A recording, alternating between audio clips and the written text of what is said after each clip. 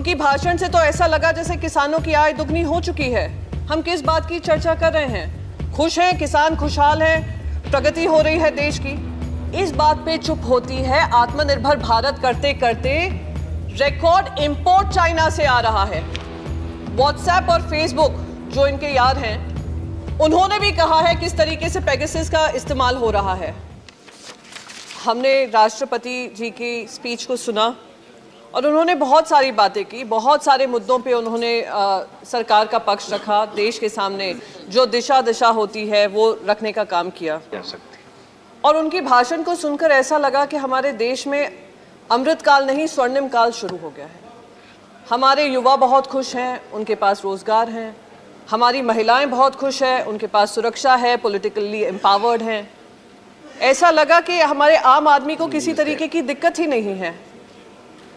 पर सच्चाई और हकीकत आज देश के सामने है और मैं उम्मीद करती हूँ और मैं बिलीव करती हूँ, strong nations are not built by insecure governments और insecure leadership. Strong nations can only be built जहाँ हम अपनी अच्छाई बुराई सब चीज़ का ब्यौरा देश के सामने रख सकें। उन्होंने किसानों की बात की। उनकी भाषण से तो ऐसा लगा जैसे किसानों की आय दुगनी हो चुकी है। हम किस बात की चर्चा कर रहे हैं? खुश हैं किसान, खुशहाल हैं, प्रगति हो रही है देश की। पर सच्चाई ये है कि उस भाषण में एक भी बार राष्ट्रपति जी ने देश के सामने ये सच नहीं रखा कि 700 से ज़्यादा हमारे किसान ने अपनी जान दी है।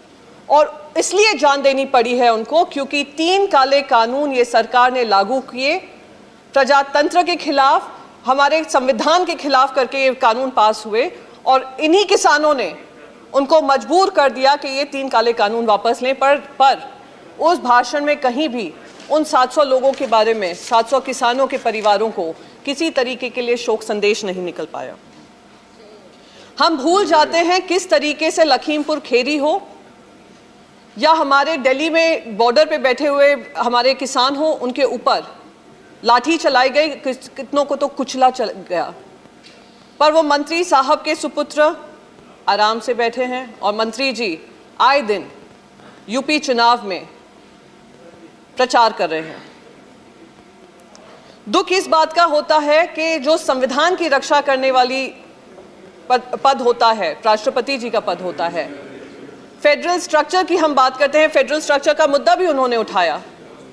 पर किस तरीके से रोज फेडरल स्ट्रक्चर का हनन हो रहा है, संविधान का हनन हो रहा है, उस पर चुप्पी बांधे रहे। पॉलिटिकल अपॉइंटीज को गवर्नर के रूप में भेजा जाता है। महाराष्ट्र हो, वेस्ट बंगाल हो, तमिलनाडु हो, वो लोग केंद्र सरकार का एजेंडा चलाते हैं और जो उनकी जिम्मेदारी होती है वो जिम्मेदारी नहीं निभा पाते हैं।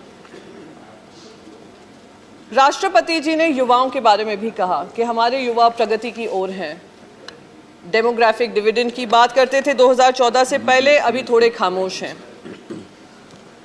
अगर हमारे युवा इतने खुश हैं तो मैं पूछना चाहती हूं, बिहार, उत्तर प्रदेश और सारे राज्यों में वो आज आक्रोशित होकर प्रदर्शन क्यों कर रहे हैं? बेरोजगारी चरम सीमा पर है, पर केंद्र सरकार वाह भाई वाह लूटने में लगी हुई है। केंद्र सरकार पीठ थपथपा रही है कि रिकॉर्ड एक्सपोर्ट हुए हैं। आज ही मैं सवेरे सुन रही थी। इस बात पे चुप होती है। आत्मनिर्भर भारत करते करते रिकॉर्ड इंपोर्ट चाइना से आ रहा है। जी, शेम।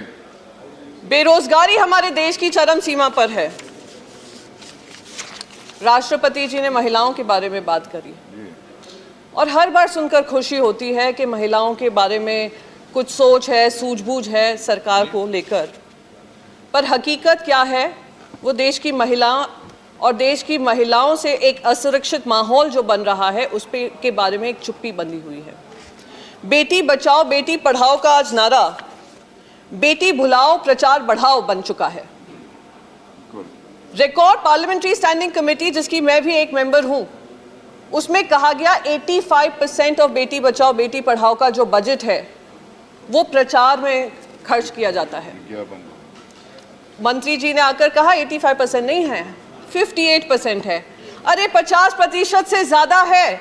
और यह हमें गंभीर तरीके से लेना चाहिए कि सच में हमारी बेटियां पढ़ रही हैं या नहीं पढ़ रही हैं। पर सच्चाई ये है कि कोविड कार्यकाल में डिजिटल डिवाइड हो, गरीबी हो और महिलाओं की प्रेफरेंस कम हो, बेटियों को स्कूल से निकाला जा रहा था, चाइल्ड मैरिजेस हो रही थी, मैल न्यूट्रिशन बढ़ रहा था, पर हमारी सरकार चुप्पी बांधे हुए थी। डिजिटल प्लेटफॉर्म्स की बात कर रहे हैं, डिजिटल इंडिया की बात होती है कि डिजिटल सेफ्टी, डिजिटल सिक्योरिटी की बात होती है, पर जब महिलाओं पे, खास करके किसी समुदाय की महिलाओं के साथ अभद्र टिप्पणी की जाती है, अश्लील बातें की जाती है, उनकी खरीद फरोख्त की जाती है, ये सरकार चुप्पी बांधे रहती है। सरकार से मैं कहती रह गई, निवेदन करती रह गई कि ये मामला महिला सुरक्षा का है, पर सरकार ने किसी तरीके का काम नहीं किया। और ये आज मुंबई पुलिस है जिसने महिलाओं को सम्मान देकर वो लोग जो इस तरीके का काम कर रहे थे उनको अरेस्ट किया। ऐसे रूल्स बनने जरूरी हैं। अगर हम डिजिटल इंडिया की बात करते हैं तो digital safety of women in digital spaces होना जरूरी है, बिल्कुल, और ये केंद्र सरकार की जिम्मेदारी है। पर वो खर्चा कर देश की टैक्स पेयर्स मनी का खर्चा कर आप ऐसा स्पाईवेयर खरीदते हैं जो चाइना और पाकिस्तान की जगह देशवासियों के ऊपर ही इस्तेमाल करते हैं और किसी तरीके का संज्ञान भी नहीं लेते। ये दुर्भाग्यपूर्ण है।